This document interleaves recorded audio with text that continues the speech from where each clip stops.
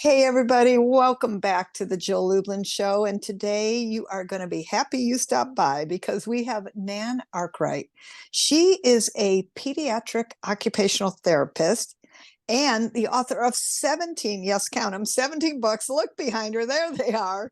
It's amazing. She collaborates with families and supports children and their emotional health. She has over 50 years of working with children's mental issues, mental health issues. And I am so delighted you're here today, Nan. Welcome. Thank you so much for the very nice introduction, Jill. You're so I'm welcome. excited to be here to do this with you. Oh, thank you.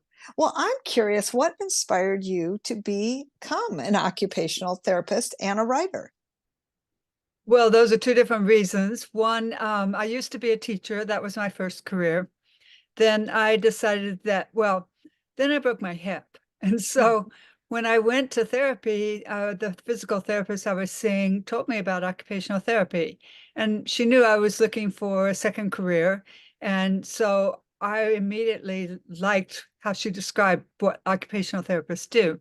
Sounded very much like a teacher, plus the medical aspect of that, of how you support children. And so I jumped right into the program that was just, 20-minute drive from my house. And I was very fortunate to get into the program, and then I got right into the schools, and then I moved into my own private practice. So what I saw with the children I was working with is so many of the same things were happening, the challenges, which are the books that I've got in my background. Those are the things that are really the kids were struggling with.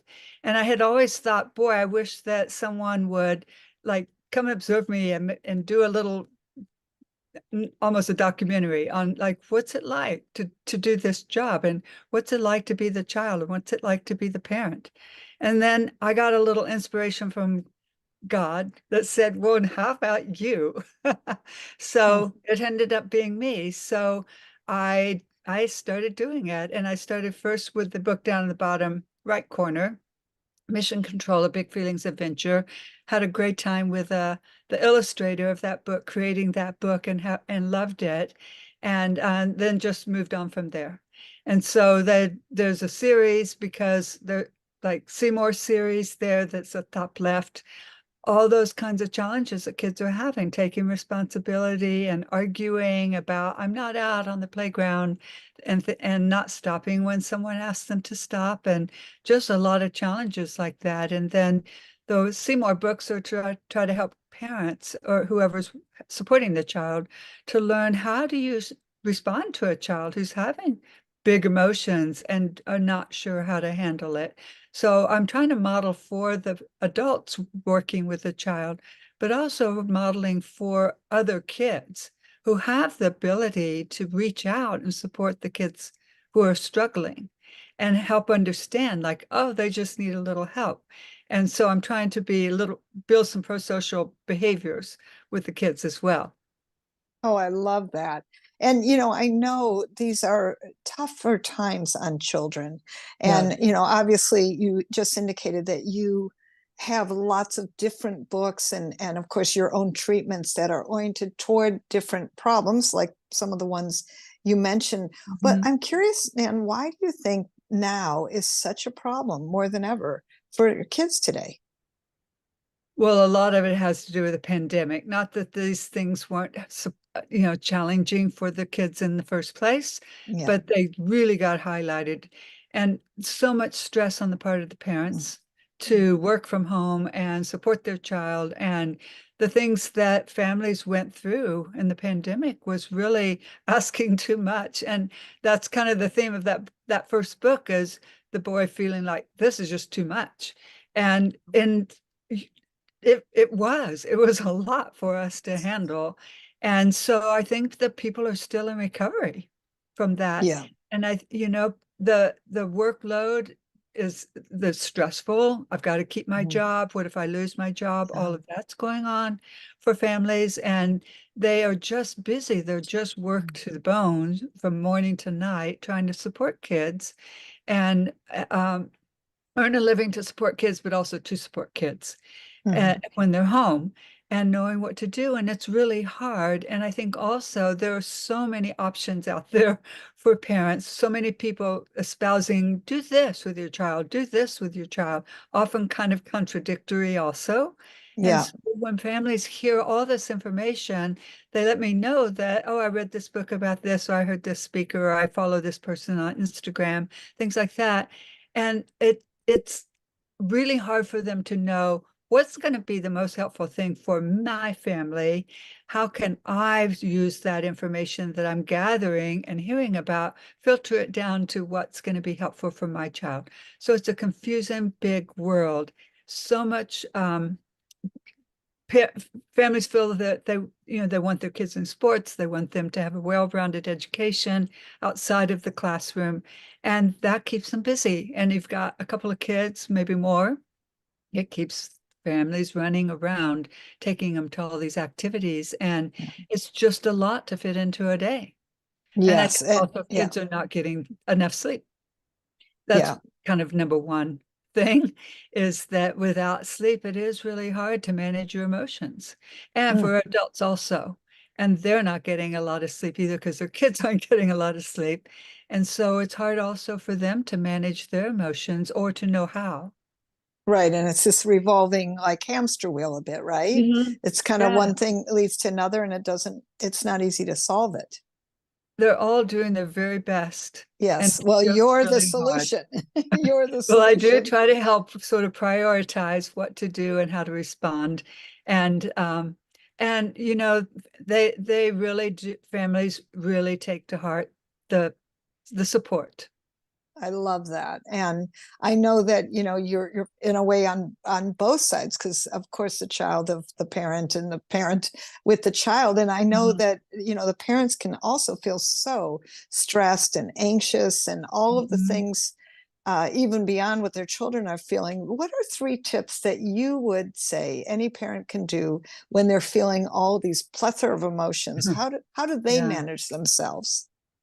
Well, it is hard for families to set us. There's a couple of things. First, everything comes from the top down. So if the adults in the family are regulated themselves, they feel in control of their emotions. They feel well resourced because they've had sleep, they've eaten, they've gotten their Yeah. exercise, whatever it is that they need to do.